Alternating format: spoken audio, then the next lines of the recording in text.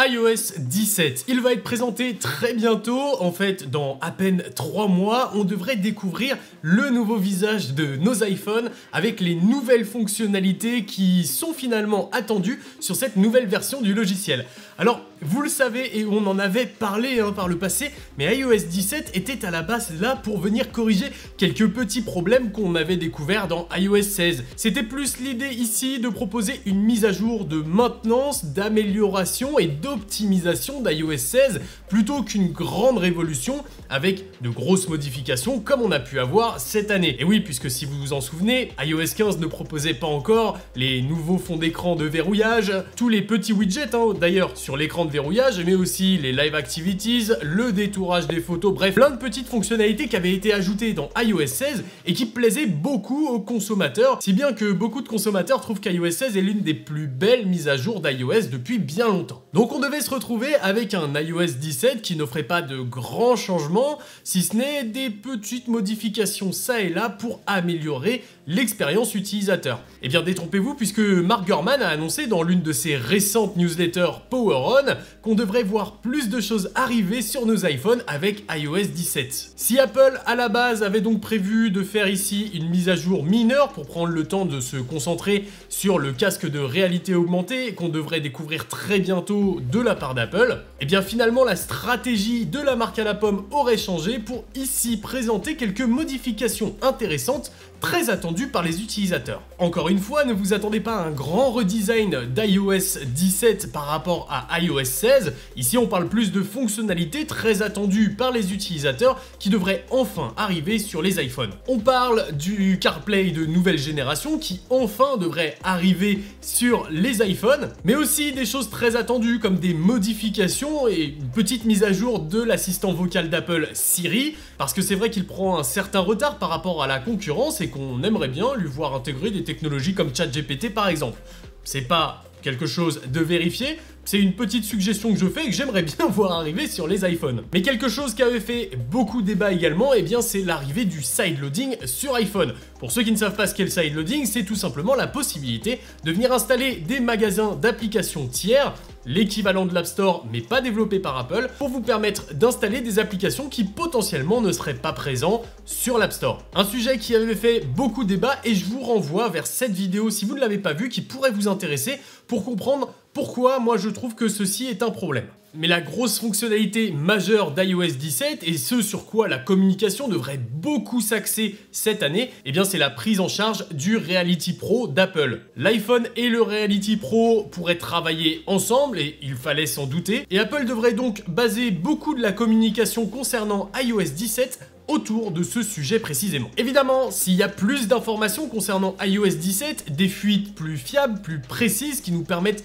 d'en savoir un peu plus sur les vraies fonctionnalités qui seront intégrées, puisque pour l'instant on reste dans des rumeurs et c'est vrai que c'est généralement plus compliqué d'avoir des informations sur iOS que sur les iPhones en termes de hardware, et bien dès qu'il y aura quelque chose, je vous le partagerai sans problème. En attendant, je vous propose qu'on fasse un petit tour du côté des versions pro des iPhone 15. Puisque sur Mark Rumor, dans le forum du site, eh bien il y a quelqu'un qui semble très bien informé et qui, à chaque année, nous donne des informations assez précises et qui se vérifient par la suite. L'an dernier par exemple, eh bien, son coup de maître a été de nous dévoiler pas mal d'informations concernant le Dynamic Island alors même que personne ne se doutait réellement de son arrivée. Et bien cette fois-ci, c'est sur les fameux boutons latéraux des iPhone 15 Pro qui, comme vous le savez si vous avez suivi les vidéos, devraient totalement changer cette année, qu'on a plus d'informations. En effet, on en avait parlé dans la précédente vidéo, mais Apple devrait faire disparaître le bouton mute qu'on a sur le côté, le petit slider, mais aussi devrait combiner les deux boutons de gestion sonore en un seul bouton capacitif. Comprenez par ici qu'il y aura de nouvelles méthodes pour interagir avec ces boutons qui devraient totalement changer l'expérience que vous avez avec votre iPhone. Pour commencer, parlons des boutons de volume. Vous le savez, jusqu'ici, on a deux boutons, l'un pour monter, l'autre pour baisser le son. Et bien sur les iPhone 15 Pro et Pro Max, on devrait se retrouver avec un seul et même bouton capacitif. Pour ceux qui ne connaissent pas les boutons capacitifs, je vous renvoie vers cette vidéo. Ici, selon la source, eh bien, Apple serait en train de travailler sur différentes versions pour l'interaction avec ces boutons. Une première utiliserait une nouvelle version de 3D Touch et permettrait, selon la quantité de force que vous mettez sur chacun des boutons, de monter ou baisser plus ou moins vite le son. Plus vous appuierez fort, plus le son montera d'un seul coup, et plus vous appuierez doucement, et bien plus le contrôle du volume sera précis. D'un autre côté, eh bien Apple travaillerait également sur une autre méthode, qui était celle que j'avais suggérée dans la précédente vidéo. Ce serait la possibilité de slider avec le doigt sur ce bouton pour monter ou baisser le son. A priori, selon la source, Apple n'a pas encore fait de choix définitif entre ces deux méthodes, et plusieurs tests sont en cours pour voir quelle est la méthode la plus efficace. Concernant le switch qui permet de passer votre iPhone en mute ou en sonnerie, vous le savez, il devrait disparaître au profit d'un autre bouton lui aussi capacitif, mais là serait beaucoup plus intéressant puisqu'il amènerait de nombreuses fonctionnalités supplémentaires. Tout d'abord, Apple devrait relier ce bouton à un tout nouveau microprocesseur à utilisation de basse énergie.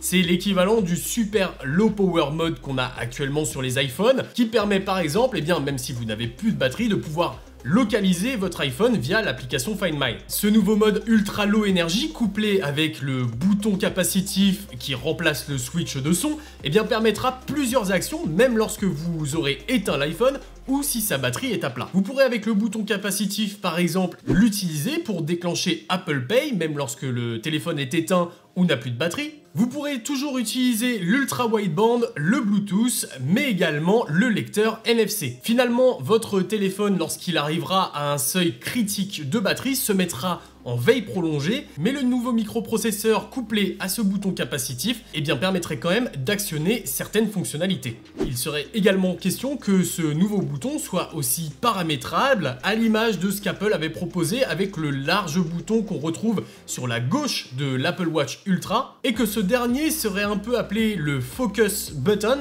en rapport avec les modes de concentration qu'on peut retrouver sur iOS depuis quelques temps maintenant. Vous pourriez donc peut-être choisir le mode de concentration que vous préférez et vous pourriez l'activer facilement d'un seul clic sur ce bouton plutôt que d'avoir un switch comme habituellement. Et je voulais profiter de tout ça pour répondre à une question que je vois régulièrement quand on parle de la disparition des boutons sur iPhone, le problème des coques. Tout le monde se dit oui mais si on n'a plus d'iPhone avec des boutons, comment on va les actionner si on met une coque? Ça peut être par des petites rallonges métalliques qui permettraient de transférer le courant de notre doigt via un petit transfert jusqu'au bouton ou alors de simples ouvertures au niveau des boutons capacitifs sur la coque. Il existe également des coques / bumpers qui viennent protéger les parties supérieures et inférieures des iPhones mais laissent les tranches latérales totalement visibles, donc la protection est effectivement moins bonne, mais il existe tout de même des solutions pour faire fonctionner ces boutons capacitifs sans pour autant arrêter de mettre des coques. Voilà pour cette vidéo, j'espère qu'elle vous aura plu et qu'elle vous aura permis d'en voir un peu plus concernant les futurs iPhones. Moi je vous laisse avec celle-ci qui vous en dira plus concernant cette histoire de boutons parce qu'il y a plein de choses à dire dessus. Et moi je vous souhaite une excellente journée, on se retrouve très bientôt pour plus de contenu sur la chaîne. C'était Nacrium, ciao!